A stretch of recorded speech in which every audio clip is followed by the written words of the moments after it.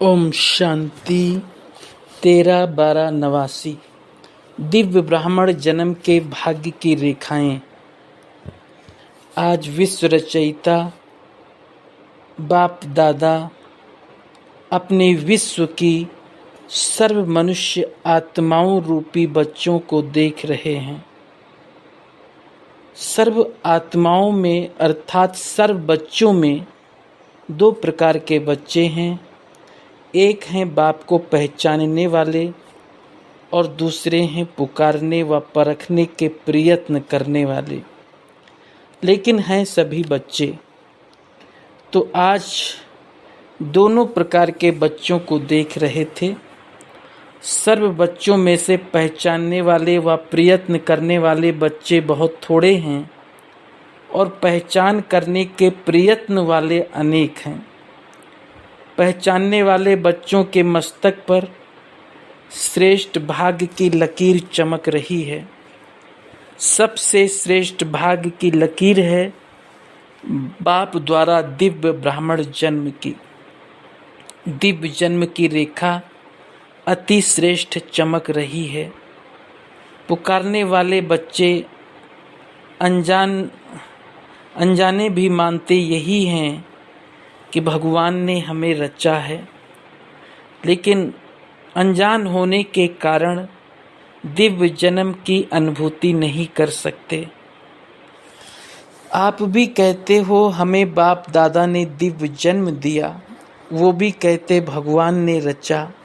भगवान ही रचता है, भगवान ही पालनहार है, लेकिन दोनों के कहने में कितना अंतर है। आप अनुभव से, नशे से, नॉलेज से कहते हो कि हमको बाप दादा माता पिता ने रचा अर्थात ब्राह्मण जन्म दिया। रचता को, जन्मपत्री को, दिव्य जन्म की विधि और सिद्धि सबको जानते हो। हर एक को अपना दिव्य जन्म का बर्थडे याद है ना। इस दिव्य जन्म की विशेषता कौन सी है? साधारण जन्मधारी आत्मा अपना बर्थडे अलग मनाती, फ्रेंड्स डे अलग मनाती, पढ़ाई का दिन अलग मनाती, और आप क्या कहेंगे? आपका बर्थडे भी वही तो मैरिज डे, पढ़ाई दिन भी वही, mother day, father day, engagement day सब एक ही है। ऐसा दिव्य जन्म कब सुना? सारे कल्प में ऐसा दिन आप आत्माओं का फिर कभी नहीं आता। सतयुग में भी बर्थडे और मैरिज डे एक ही नहीं होगा, लेकिन इस संगम युग के इस महान जन्म की ये विशेषता भी है और विचित्रता भी है। वैसे तो जिस दिन ब्राह्मण बने वही जन्मदिन, वही मैरिज दिन, क्योंकि सभी से यही वायदा करते हो, एक बाप दूसरा ना कोई। ये दृढ़ संकल्प पहले ही करते हो ना। तुम्ही से खाऊं, तुम्ही से बैठूं, तुम्ही से सर्व संबंध निभाऊं, ये सब ने वायदा किया है ना। पांडवों ने, माताओं ने, कुमारियों ने, सभी ने वायदा किया है। तो और कहाँ स्वप्न में भी मन नहीं जा सकता। ऐसे पक्के हो ना। वह कोई साथी चाहिए, सेवा के लिए कोई विशेष साथी चाहिए, तो साथी दिवस किसका मनाएंगे? सेवाधारी साथी का। वह बाप साथी है, उसका दिवस मनाएंगे। चाहे सर्विस करने वाले हैं, चाहे सर्विस लेने वाले हैं, लेकिन सेवा के समय सेवा की फिर इतने न्यारे और प्यारे बनो जो जरा भी विशेष झुकाव नहीं हो। जो सेवा में मदद करेगा वो विशेष होगा ना, चाहे भाई हो व बहन हो। जो विशेष सेवा करता है वो विशेष अधिकार भी रखेगा। तो सेवा के साक्षी बनो, लेकिन साक्षी हो के साथी बनो। साक्षीपन भूल जाता है तो फिर साथी बनने में बाप भूल जाता है। साक्षी बन पार्ट बजाने की प्रैक्टिस करो। हर एक के बच्चे के मस्तक पर विशेष 4 भाग की लकीरें चमकती है। दिव्य जन्म की रेखा, परमात्म पालना की रेखा, पढ़ाई की रेखा, और निस्वार्थ सेवा की रेखा। सभी के मस्तक में चारों ही भाग की रेखाएं चमक रही हैं, लेकिन चमक में और सदा एक रस वृद्धि को प्राप्त करने में फर्क होने के कारण चमक में अंतर दिखाई देता है। आदि से अब तक चारों ही रेखाएं सदा यथार्थ रूप में चलती रहें, वो बहुत थोड़ों की है। बीच बीच में कोई न कोई बात में भाग की लकीर या तो खंडित होती है या चमक कम होती है, स्पष्ट नहीं होती। जैसे हस्त रेखाएं भी देखते हैं ना, कोई की खंडित होती है, कोई की एक रस होती है, कोई की स्पष्ट होती है, कोई की स्पष्ट नहीं होती है। लेकिन बाप दादा भी बच्चों के भाग की रेखा को देखते रहते हैं। दिव्य जन्म तो सभी ने लिया, लेकिन दिव्य जन्म की रेखा खंडित होती, वह स्पष्ट नहीं होती, क्योंकि अपने जन्म के धर्म में अखंड नहीं चलता, तो उनके भाग्य की लकीर खंडित होती है। धर्म क्या है, कर्म क्या है, उसको तो जानते हो ना। ऐसे ही परमात्म पालना में सभी ब्राह्मण चल रहे हो, चाहे समर्पित हो चाहे प्रवृत्ति में हो, लेकिन बाप के डायरेक्शन से चल रहे हो। प्रवृत्ति वाले क्या कहेंगे, अपना कमाया हुआ खाते हो या बाप का खाते हो? बाप का खाते हो ना, क्योंकि अपना सब कुछ बाप को दे दिया तो बाप का हुआ ना। चाहे कमाते भी हो, लेकिन कमाया हुआ धन बाप के हवाले करते हो या अपने काम में लगाते हो? ट्रस्टी हो ना। ट्रस्टी का अपना कुछ नहीं रहता, गृहस्थी में अपनापन होता है। ट्रस्टी अर्थात सब बाप का। अपने हाथ से खाना बनाते हो तो भी समझते हो ना, ब्रह्मा भोजन खा रहे हैं। पहले भोग किसको लगाते हो? बाप को अर्पण करते हो ना। अर्पण करना अर्थात बाप का खाना। ब्रह्मा भोजन खाते हो, चाहे बच्चों के अर्थ भी लगाते हो, वो भी डायरेक्शन अनुसार लगाते हो।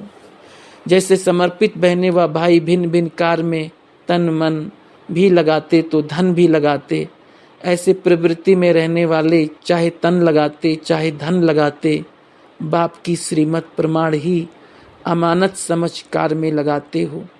ऐसे करते हो ना। अमानत में खयानत अथवा मनमत तो नहीं मिलाते। तो परमात्म पालना सब ब्राह्मण आत्माओं को मिल रही है, पालना की जाती है शक्तिशाली बनाने के लिए। माता की पालना का प्रत्यक्ष रूप क्या होता है? बच्चा शक्तिशाली बने। ब्रह्मा माँ की पालना द्वारा सभी मास्टर सर्वशक्तिवान बने हो, लेकिन कोई बच्चे सदा शक्तियों को कार्य में लगाते और कोई बच्चा प्राप्त शक्तियों को अर्थात पालना को कार्य में नहीं लगाते, अर्थात पालना को प्रैक्टिकल में नहीं लाते। इसलिए श्रेष्ठ पालना मिलते हुए भी कमजोर रह जाते हैं और भाग्य की लकीर खंडित हो जाती है। ऐसे पढ़ाई की लकीर, पढ़ाई की एम ऑब्जेक्ट ही है श्रेष्ठ पद को प्राप्त करना। शिक्षक बाप पढ़ाई सबको एक ही पढ़ाता, एक ही समय पर पढ़ाता, लेकिन जो श्रेष्ठ ब्राह्मण जीवन का व पढ़ाई का पद अथवा नशा है, वो सबको एक जैसा नहीं रहता।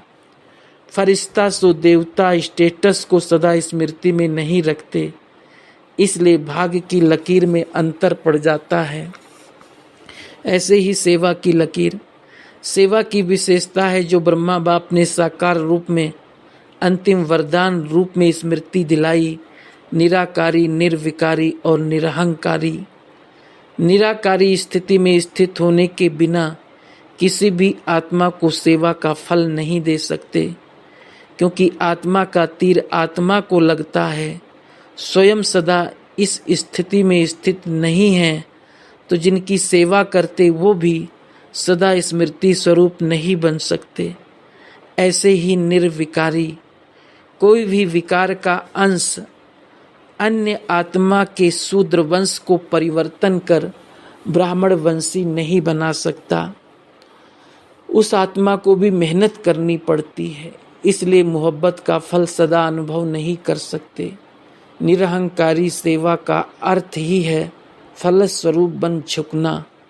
बिना निर्माण के निर्माण अथवा सेवा में सफलता नहीं मिल सकती। तो निराकारी, निर्विकारी, निरहंकारी, इन तीनों वरदानों को सदा सेवा में प्रैक्टिकल में लाना, इसको कहते हैं अखंड भाग्य की रेखा। अब चारों ही भाग्य की रेखाओं को चेक करो कि अखंड है या खंडित है, स्पष्ट है या अस्पष्ट है। कोटों में तो बन गए, लेकिन बनना है कोई में भी कोई। जो कोई में कोई होगा वही अब सर्व का माननीय और भविष्य में पूजनीय बनता है। जो अखंड भाग के लकीरवान हैं उसकी निशानी है वो अब भी सर्व ब्राह्मण परिवार का प्यारा होगा। माननीय होने के कारण सर्व की दुआएं श्रेष्ठ आत्माओं के भाग्य की लकीर को चमकाती रहती है। तो अपने आप से पूछो, मैं कौन? तो सुना आज क्या देखा। दुनिया वाले कहते हैं पालनहार है, जन्मदाता है, लेकिन जन्मदाता का परिचय ही नहीं है। और आप नशे से कहते हो कि जन्मदाता परमात्मा कैसे है, पालनहार परमात्मा कैसे है। ब्रह्मा माँ की पालना भी मिल रही है और बाप की श्रेष्ठ मत पर योग्य आत्माएं बन गए। बाप बच्चे को योग्य बनाता है और माँ शक्तिशाली बनाती है। दोनों अनुभव है ना। गीता पाठशाला वाले ज़्यादा आए हैं। गीता पाठशाला वाले कौन हुए? गीता का ज्ञान सुनने वाले हे अर्जुन हैं। अर्जुन समझकर गीता का ज्ञान सुनते हो या अर्जुन दूसरा है? मैं अर्जुन हूँ ये समझते हो? सदैव ये अनुभव करके सुनो, मैं अर्जुन हूँ। मुझे विशेष भगवान गीता का ज्ञान सुना रहा है। गीता पाठशाला वाले तो सबसे नंबर 1 निकल जाएंगे। इस विधि से सुनो तो आगे चले जाएंगे। टीचर्स को बिजी रहने के लिए गीता पाठशालाएं अच्छी हैं। गीता पाठशाला चक्रवर्ती भी बनाती, बिजी भी रखती, वृद्धि भी अच्छी होती, मेहनत कम लेते हैं, मददगार ज़्यादा बनते हैं। बलिहारी तो गीता पाठशाला वालों की है, इसलिए गांव वाले बाप को प्यारे लगते हैं। बड़े स्थानों पर माया भी बड़े रूप की आती है, गांव वालों को माया भी गांव वाली आती है। इसलिए बहुत अच्छे हो गांव वाले। ज़्यादा संख्या कहाँ की है, लेकिन अभी तो सब मधुबन निवासी हो। सभी टीचर्स की परमानेंट एड्रेस कौन सी है? मधुबन है ना। वो दुकान है, ये घर है। ज़्यादा क्या याद रहता है, घर या दुकान? कोई कोई को दुकान ज़्यादा याद रहता है। सोएंगे तो भी दुकान याद आएगी। आप लोग जहाँ चाहो बुद्धि को स्थित कर सकते हो। सेवा केंद्र पर रहते भी मधुबन निवासी बन सकते और मधुबन में रहते भी सेवाधारी बन सकते हो। ये अभ्यास है ना। सेकंड में सोचा और स्थित हुआ। ये है टीचर्स की स्थिति की विशेषता। बुद्धि भी समर्पित है ना, यह सिर्फ सेवा के लिए समर्पित हो। समर्पित बुद्धि अर्थात जहाँ चाहे जब चाहे वहाँ स्थित हो जाए, ये विशेषता की निशानी है। बुद्धि सहित समर्पित ऐसे हो ना, या बुद्धि से आधी समर्पित, आधी शरीर से। आधी समर्पित हैं और शरीर से सारी हैं। बुद्धि से आधी समर्पित हैं और शरीर से सारी हैं। कोई कोई टीचर्स भी चाहती हैं योग में बैठते हैं तो आत्माभिमानी होने के बदले सेवा याद आती है। कोई कोई टीचर्स कहती हैं कि योग में जब बैठते हैं तो आत्म अभिमानी होने के बदले सेवा याद आती है। लेकिन ऐसा नहीं होना चाहिए, क्योंकि लास्ट समय अगर अशरीरी बनने के बजाय सेवा का भी संकल्प चला तो सेकंड के पेपर में फेल हो जाएंगे। उस समय सिवाय बाप के निराकारी, निर्विकारी, निरहंकारी और कुछ याद नहीं। ब्रह्मा बाप ने अंतिम स्टेज यही बनाई ना, बिल्कुल निराकारी। सेवा में फिर भी साकार में आ जाएंगे। इसलिए अभ्यास करो, जिस समय जो चाहे वो स्थिति हो, नहीं तो धोखा मिल जाएगा। ऐसे नहीं सोचो सेवा का ही तो संकल्प आया, खराब संकल्प विकल्प तो नहीं आया, लेकिन कंट्रोलिंग पावर तो नहीं हुई। कंट्रोलिंग पावर नहीं तो रूलिंग पावर आ नहीं सकती, फिर रूलर बन नहीं सकेंगे। तो अभ्यास करो, अभी से बहुत काल का अभ्यास चाहिए, इसको हल्का नहीं छोड़ो। तो सुना टीचर्स को क्या अभ्यास करना है, तब कहेंगे टीचर्स बाप को फॉलो करने वाली। सदा ब्रह्मा बाप को सामने रखो और 3 वरदान याद रखो और फॉलो करो। ये तो सहज है ना। ये अंतिम वरदान बहुत शक्तिशाली है। इन 3 वरदानों को अगर सदा स्मृति में रखते प्रैक्टिकल में आओ तो बाप के दिल तख्त और राज तख्त के अधिकारी जरूर बनेंगे। अच्छा, सर्व समान सदा नॉलेजफुल पावरफुल बच्चों को सदा भाग्य विधाता द्वारा श्रेष्ठ भाग्य की रेखाओं वाले भाग्यवान बच्चे सदा बाप समान त्रिवरदान प्राप्त हुए विशेष आत्माओं को सदा ब्राह्मण जन्म की पालना और पढ़ाई को आगे बढ़ाने वाले ऐसे अखंड भाग्यवान बच्चों को बाप दादा का याद प्यार और नमस्ते। महाराष्ट्र ग्रुप। सदा अपने को सर्व प्राप्तियों से भरपूर अनुभव करते हो, कभी खाली तो नहीं हो जाते, क्योंकि बाप ने इतनी प्राप्तियां कराई है। अगर सर्व प्राप्ति अपने में जमा करो तो कभी खाली नहीं हो सकते। इस जन्म की तो बात ही नहीं है, लेकिन अनेक जन्म भी यहाँ की भरपूरता साथ रहेगी। तो जब इतना दिया है जो भविष्य में भी चलना है, तो अभी खाली कैसे होंगे। अगर बुद्धि खाली रही तो हलचल रहेगी। कोई भी चीज़ अगर फुल भरी नहीं होती तो उसमें हलचल होती है। तो भरपूर होने की निशानी है कि माया को आने की मार्जिन नहीं है, माया ही हिलाती है। तो माया आती है या नहीं, संकल्प में भी आती है। माया के राज्य में तो आधा कल्प अनुभव किया और अभी अपने राज्य में जा रहे हो। जब माया जीत बनेंगे तब फिर अपना राज्य आएगा। और माया जीत बनने का सहज साधन सदा प्राप्तियों से भरपूर रहो, कोई एक भी प्राप्ति से वंचित नहीं रहो, सर्व प्राप्ति हो। ऐसे नहीं ये तो है, एक बात नहीं तो कोई हर्जा नहीं। अगर जरा भी कमी होगी तो माया छोड़ेगी नहीं, उसी जगह से हिलाएगी। तो माया को आने की मार्जिन ही ना हो, आ गई फिर भगाओ तो उसमें टाइम जाता है। तो माया जीत बने हो, ये नहीं सोचो 2 वर्ष या 3 वर्ष में हो जाएंगे। ब्राह्मणों के लिए स्लोगन है, अभी नहीं तो कभी नहीं। अब समय की रफ्तार के प्रमाण कोई भी समय कुछ भी हो सकता है, इसलिए तीव्र पुरुषार्थी बनो। राजस्थान सौराष्ट्र ग्रुप से स्वयं को बाप की दिल तख्त नसीन श्रेष्ठ आत्माएं अनुभव करते हो। दिल तख्त सर्वश्रेष्ठ स्थान है। जो सदा बाप के दिल तख्त नसीन रहते हैं वो सदा ही सेफ रहते हैं। सेफ्टी का स्थान दिल तख्त है, और जो भी सेफ्टी के स्थान बनाते हैं उसे कोई भी पार कर सकता है, लेकिन बाप के दिल तख्त नसीन रहने वाली आत्मा को माया पार नहीं कर सकती। तो ऐसी सेफ्टी के स्थान पर स्थित रहते हो या कभी सेफ्टी के स्थान से बाहर आ जाते हो। जब सेफ्टी का स्थान मिल गया तो सेफ रहना चाहिए, और ऐसा स्थान तो सारे कल्प में नहीं मिलना है, जहां आराम से खाओ पियो मौज करो और सेफ रहो। ऐसी गारंटी और कोई दे नहीं सकता। कितनी भी गवर्नमेंट की बड़ी अथॉरिटी हो, लेकिन आपको गारंटी नहीं देगा कि आप सेफ रहेंगे। सिर्फ आपको सेफ्टी के लिए बंदूक वाले दे देंगे, ब्लैक कोट ब्लैक कैट दे देंगे, जिससे और ही जेल वाले लगते हैं। जैसे रॉयल जेल में हैं, यहाँ देखो तो भी ब्लैक कैट, वहाँ देखो तो भी ब्लैक कैट। तो ये जेल हुआ या सेफ्टी हुई।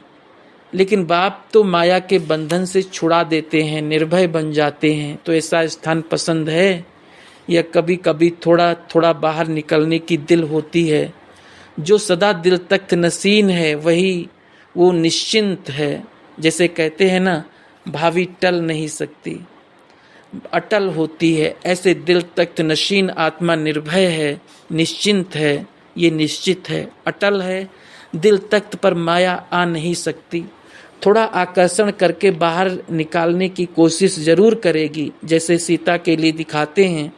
लकीर से बाहर पांव निकाला तब रावण आया, नहीं तो आ नहीं सकता। तो संकल्प भी बाहर निकलने का आया तो माया आ जाएगी। अगर दिल तख्त पर हो तो माया आ नहीं सकती। तो सिर्फ दिल तख्त पर बैठ जाओ, इसमें मुश्किल है क्या? ऐसे कई होते हैं जिनकी आदत होती है उठने बैठने घूमने की, बैठ नहीं सकते। कितना भी अच्छा स्थान देकर बिठाओ तो भी नाचते रहेंगे। लेकिन आपका वायदा क्या है? जहाँ बिठाओ, जो खिलाओ, जो पहनाओ, जो कराओ वो करेंगे। ये वायदा पक्का है ना? या थोड़ा अपनी मर्जी से करेंगे? बाकी बाप को तो कोई हर्जा नहीं, लेकिन मेहनत आपको ही करनी पड़ेगी। बाप को बच्चों की मेहनत नहीं अच्छी लगती। मेहनत करके तो थक गए, अभी भी मेहनत करो, ये अच्छा नहीं लगता। इसलिए दिल तक नशीन बनो, इसी नशे में रहो। आजकल के कुर्सी का भी नशा रहता है, ये तो तख्त है।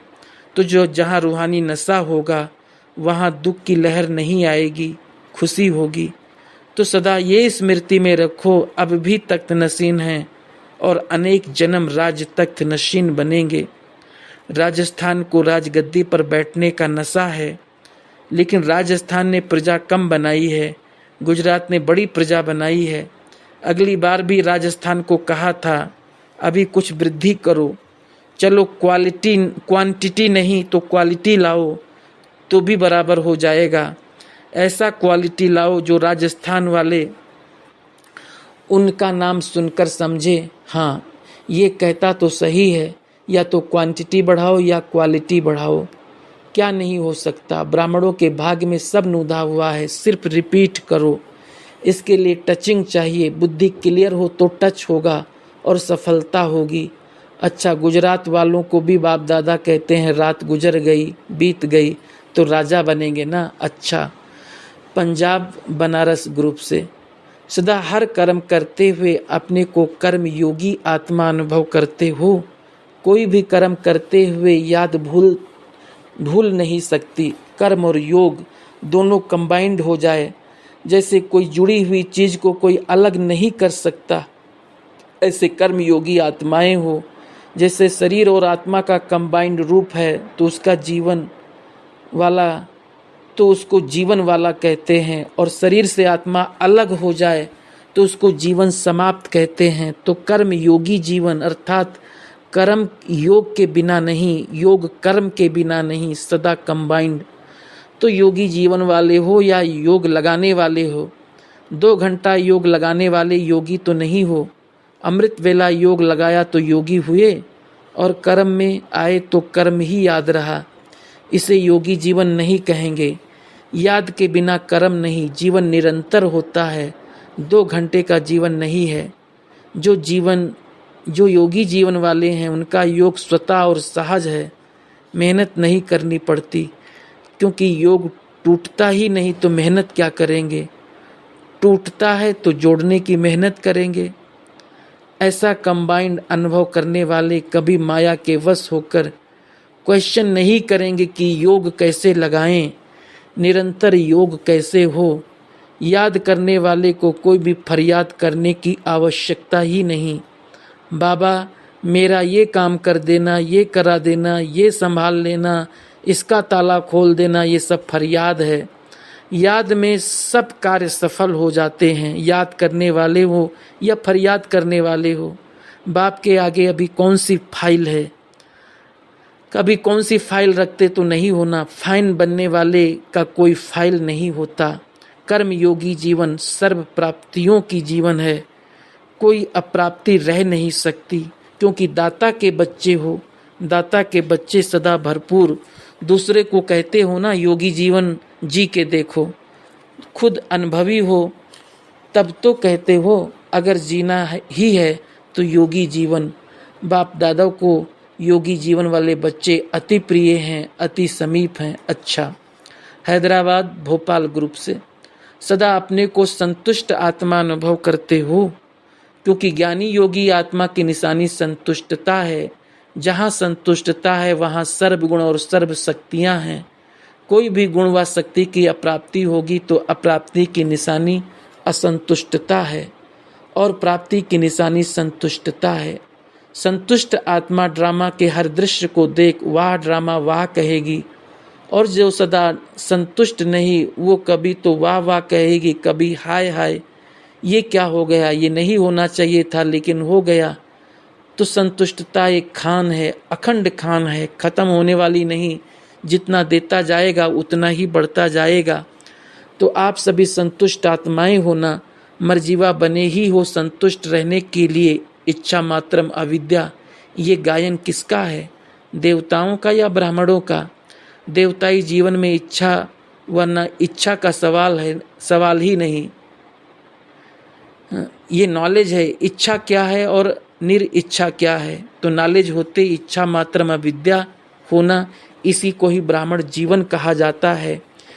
किस चीज की इच्छा है? जब रचयिता अपना हो गया तो रचना कहाँ जाएगी? रचयिता को अपना बना लिया है ना, अच्छी तरह से बनाया है, ढीला ढाला तो नहीं। माताओं के लिए गायन है कि भगवान को भी रस्सी से बांध लिया, तो अच्छी तरह से बांधा है। यह है स्नेह की रस्सी। तो स्नेह की रस्सी मजबूत है ना, या कभी टूट नहीं सकती। ये तो निमित्त मात्र दृष्टांत है। जहाँ बाप है वहाँ सब कुछ है। इसलिए तो गाते हो बाप मिला सब कुछ मिला। जो भी मिला है वो इतना मिला है जो सर्व इच्छाएं इकट्ठी करो उनसे भी पदम गुना ज़्यादा। उसके आगे इच्छा क्या हुई? जैसे सूर्य के आगे दीपक, सर्व प्राप्तियों के आगे कितनी भी अच्छी इच्छा हो वो दीपक के समान है। इसलिए सदा संतुष्ट, क्वेश्चन ही नहीं। इच्छा उठने की तो बात ही छोड़ो, लेकिन इच्छा होती भी है ये भी क्वेश्चन नहीं उठ सकता। इतनी समाप्ति हो, नाम निशान नहीं, क्योंकि थोड़ा भी अगर अंश रहा तो वंश पैदा होता है, अंश मात्र भी नहीं हो। इसलिए देखो रावण को जलाते भी हैं, पहले मारते हैं फिर जलाते हैं, जलाकर फिर समाप्ति कर देते हैं। अंश मात्र भी नहीं रहे तो कोई अंश तो नहीं है। मोटे रूप में तो रावण के शीश खत्म हो गए, लेकिन सूक्ष्म रूप में तो नहीं है। सुनाया था ना, ऐसे कई कहते हैं इच्छा तो नहीं है लेकिन अच्छा लगता है। मोटे रूप में कहेंगे इच्छा नहीं है और महीन रूप में अच्छा लगता है, तो अच्छा लगा माना बुद्धि का झुकाव होगा। अच्छा लगता है तो अच्छा होते इच्छा हो जाएगी। अच्छा लगता है तो सब अच्छा लगता है। एक चीज़ अच्छी क्यों लगती है, या कोई व्यक्ति अच्छा क्यों लगे, या कोई एक काम अच्छा क्यों लगे? सब अच्छा है। कई ऐसे कहते हैं इस आत्मा का योग अच्छा लगता है, इस आत्मा का भाषण अच्छा लगता है, लेकिन ये भी कोई अच्छा लगे कोई अच्छा नहीं लगे ये भी ठीक नहीं। अगर अच्छा लगता भी है तो बाप का है ना, बाप अच्छा लगे। अगर कोई भी व्यक्ति अच्छा लगा तो इच्छाओं की क्यों लग जाएगी? बाप अच्छा लगता तो अंश मात्र भी माया आ नहीं सकती। अगर किसी में गुण अच्छे हैं तो वो भी बाप की देन है, इसलिए बाप ही अच्छा लगे तो सदा संतुष्ट रहेंगे। बाल बच्चों को अंदर नहीं बिठा देना। अगर बाल बच्चे भी छिपे हुए हैं तो सदा संतुष्ट नहीं रह सकते। बेहद सेवा की बात अलग है, लेकिन अपने प्रति ये होना चाहिए, ये होना चाहिए, ये हद की बातें असंतुष्ट करती है। बेहद के लिए जितना चाहे उतना सोचो, अपने प्रति हद की बातें नहीं सोचो, तो सभी संतुष्ट मणि हो। संतुष्ट मणि अर्थात सदा रूहानियत से चमकने वाली। अच्छा, ओम शांति।